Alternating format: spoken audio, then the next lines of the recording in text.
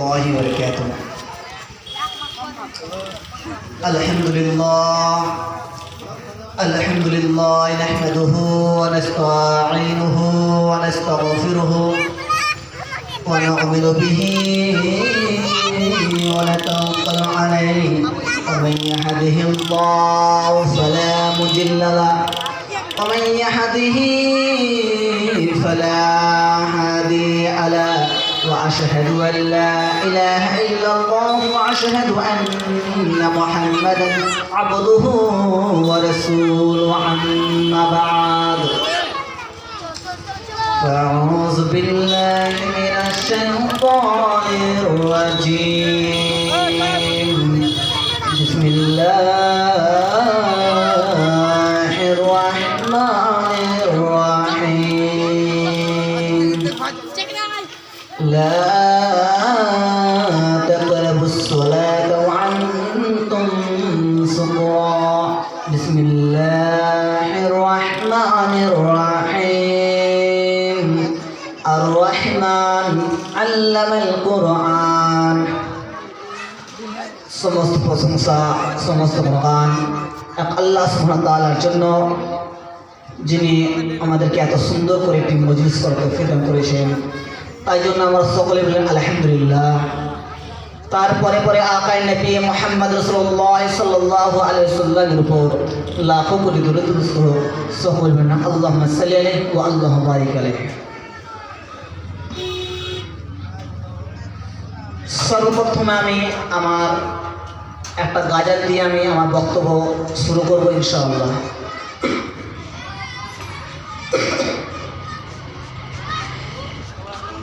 ओ जिसके लिए महफिल को नेंद सजी है फिर दोस बरे जिसके वसीले से बनी है ओ जिसके लिए महफिल को नेंद सजी है फिर दोस बरे जिसके वसीले से बनी है ओ हासमी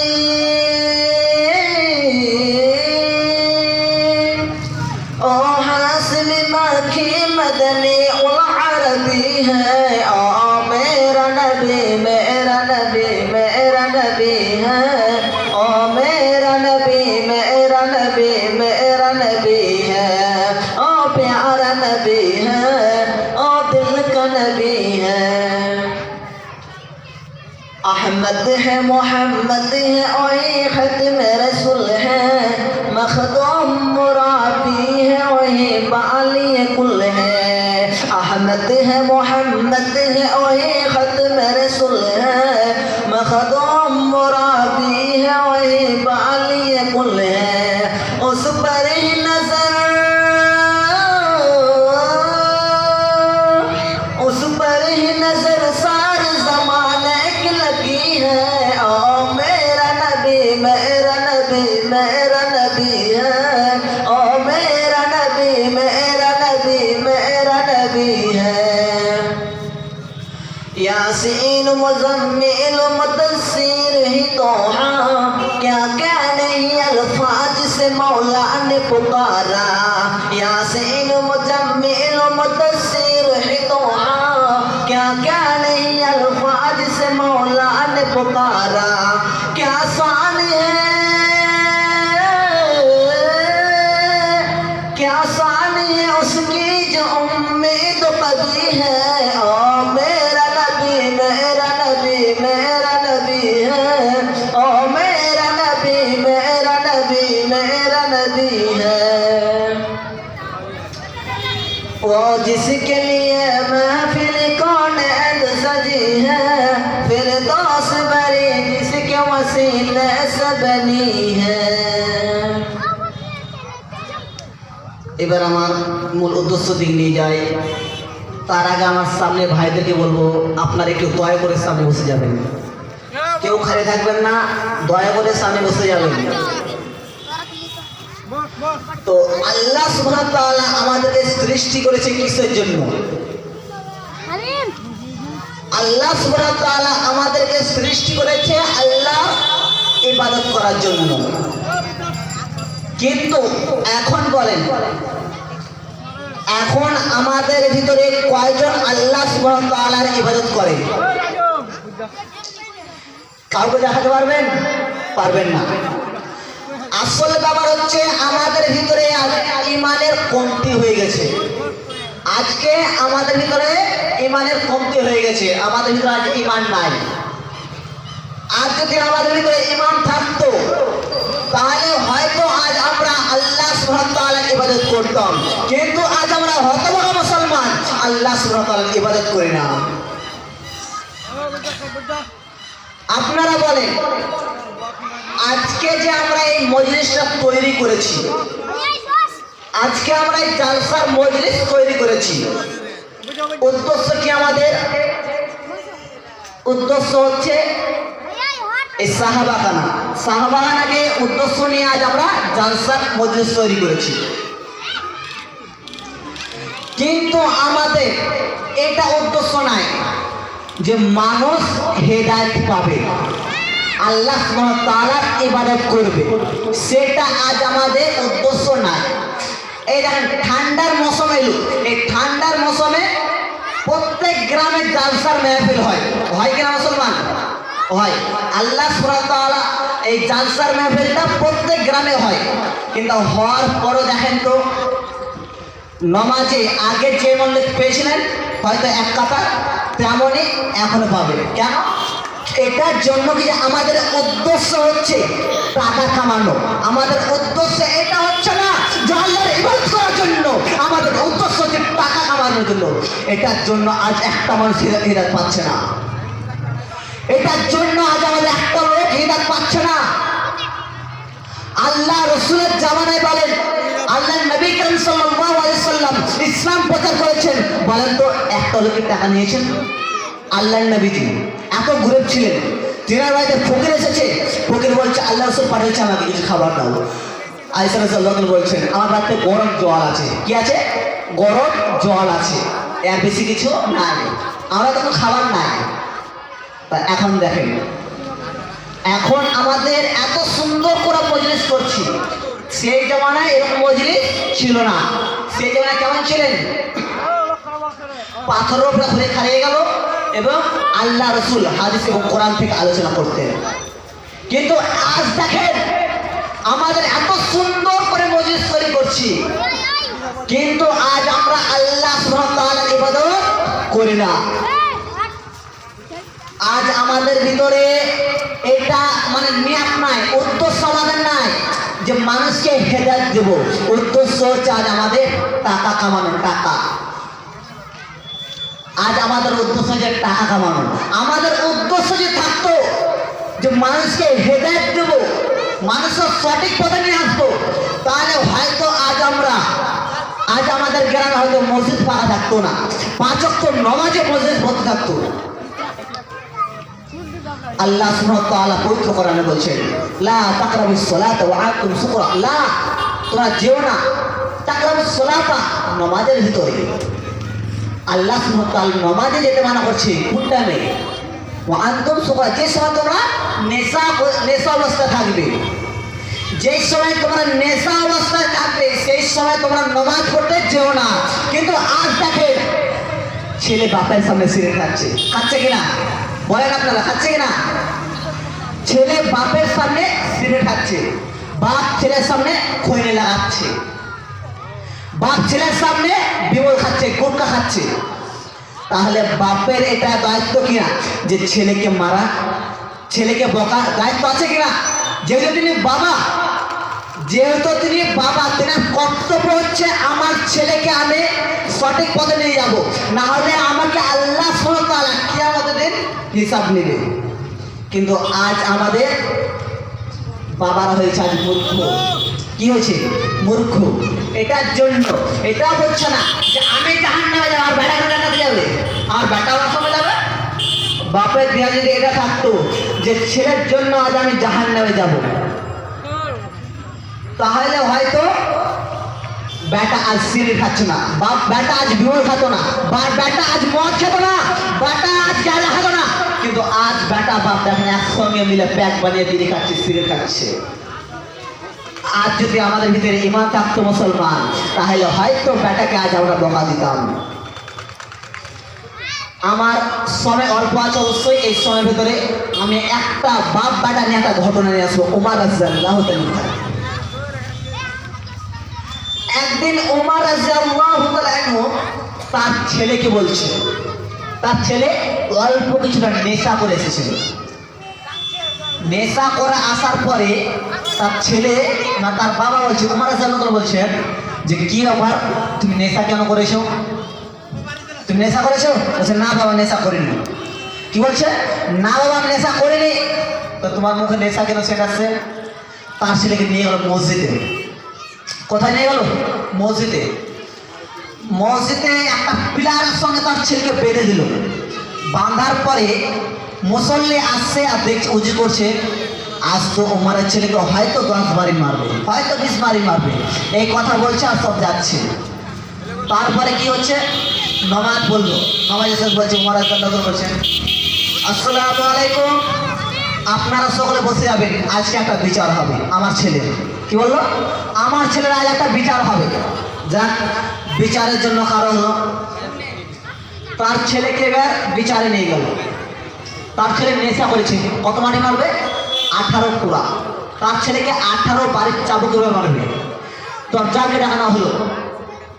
তাকে আনার পরে 3 বারে মারছে। বলছে তোমার মারা হচ্ছে না, এই মারা চলবে না, তোমার 3 বারে আর আমার 1 বারে 100 মার। সে ব্যক্তিকে একটা চল মেরে একদম দরকার এখান থেকে পাঠিয়ে দিল। ওমর রাদিয়াল্লাহু তাআলা তিনি হাতে চাবুক নিলেন।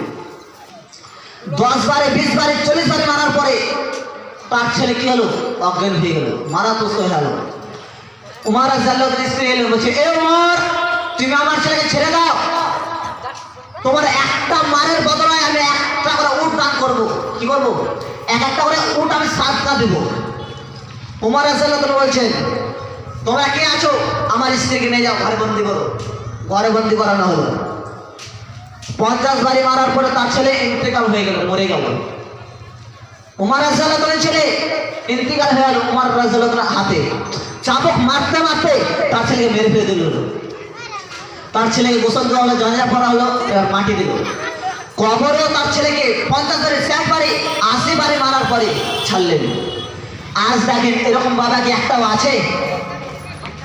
একটাও বাবা কি এরকম পাওয়া যাবে আজ যে তার ছেলে নেশা করে এসছে আর তার ছেলেকে আজ মারবে? একটাও পাবেন না। হাজারের ভিতরে হাজারটাই থাকবে, কিন্তু একটাও এমন বাবা পাওয়া যাবে না যে তার ছেলে বিড়ি খাচ্ছে, সিগারেট খাচ্ছে, নেশা করছে, তার ছেলেকে মারবে। কিন্তু এমন বাবা পাওয়া যাবে যে তারা বাপ্পাটা মিলে মদ খাচ্ছে।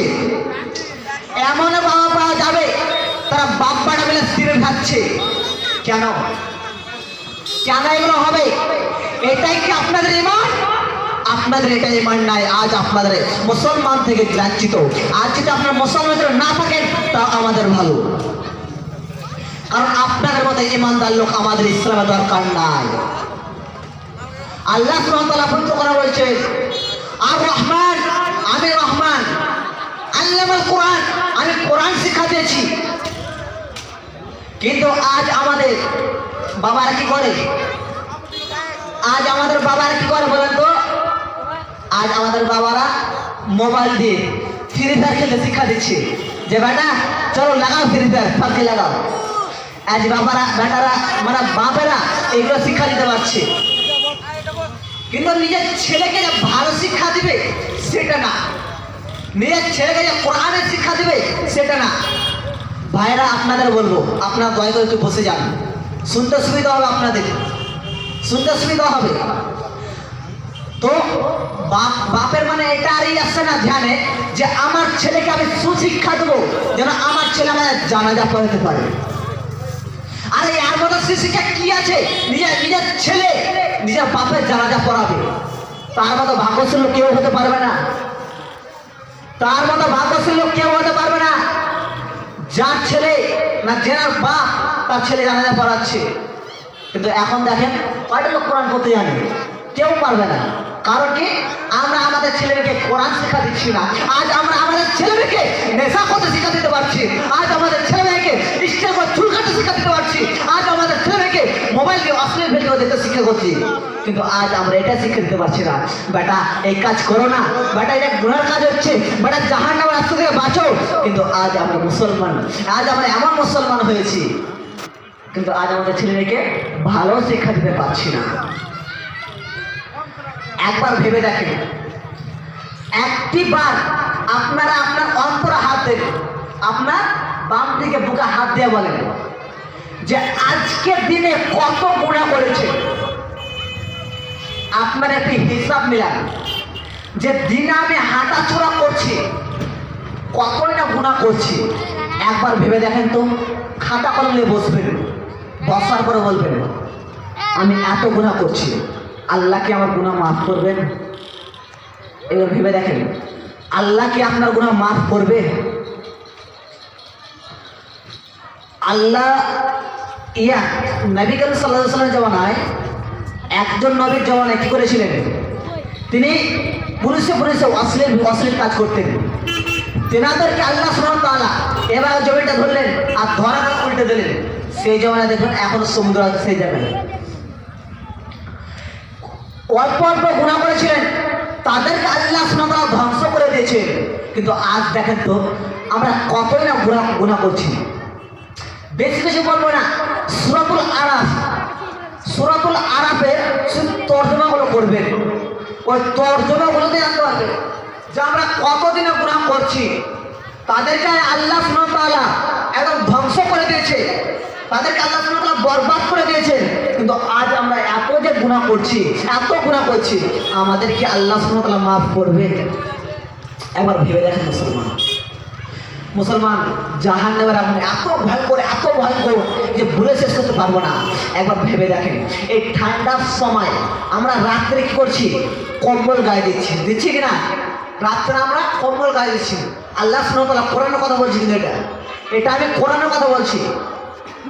এখন আমরা ঠান্ডার সময় কম্বল গায়ে দিচ্ছি, তো জাহান্নামের আগুনে আমরা থাকবেন। জাহান্নামে যখন আল্লাহ সুবহানাহু ওয়া তাআলা আপনাদের ফেলবে, আগুনের কম্বল দিবে, কিসের আগুনের কম্বল দিবে, বিছানা আগুনে থাকবে, সেই জায়গা আপনার থাকতে হবে। এত ভয়ঙ্কর যে বলে শেষ করতে পারা যাবে না ভাই। আপনাদের খাবার দিবে এই রক্ত পুঁজ, গরম পুঁজ।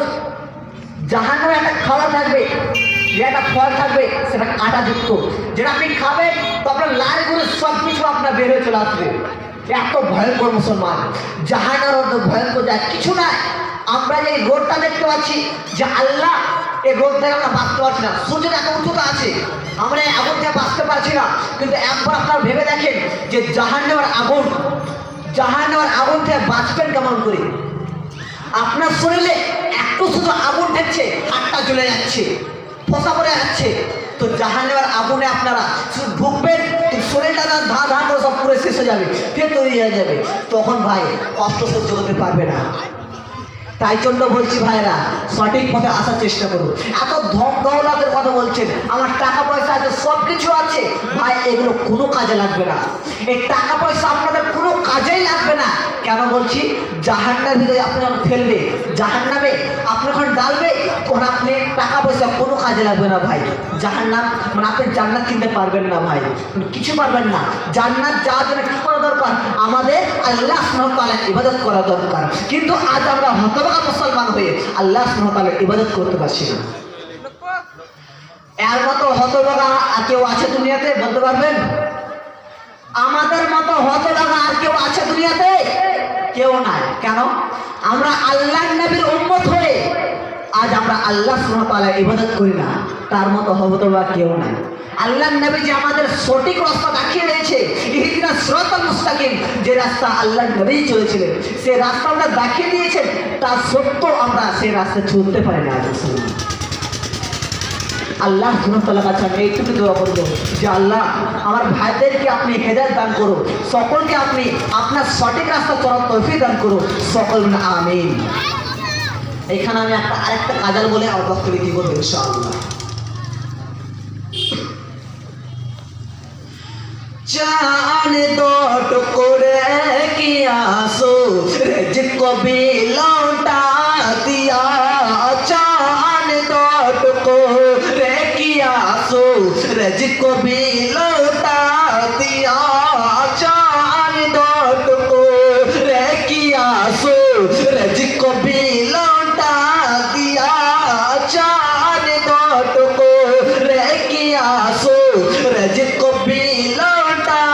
दिया आसमां पर भी नबी ने मुझे साथ खुला दिया चांद दौड़ को रह किया सूरज को भी लौटा दिया चांद दौड़ को रह किया सूरज को भी लौटा दिया हज दिया दिया जो दिया दिया जो दिया हज दिया दिया जो दिया ईमान दिया तो साम दिया कलमा दिया हज दिया ईमान दिया तो साम दिया कलमा दिया हमने देखा उस तरफ में मेरा नबी मुस्तफा चांद दौड़ को रह किया सूरज को भी लौटा दिया चांद दौड़ को रह किया सूरज को भी लौटा दिया। अस्सलामु अलैकुम।